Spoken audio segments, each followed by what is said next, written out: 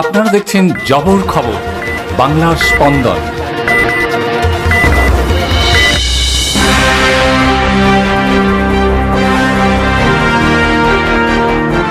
Election কমিশনের roll observer ক্যানিংয়ে video ও রাজনৈতিক দলের প্রতিনিধিদের সাথে করলেন বৈঠক।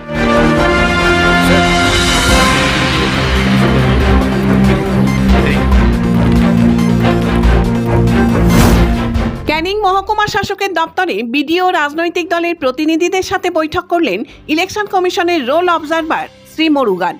রাজনৈতিক দলগুলির অভাব অভিযোগ শোনেন তিনি, পাশাপাশি বিএলওদের সাথেও বৈঠক করেন তিনি।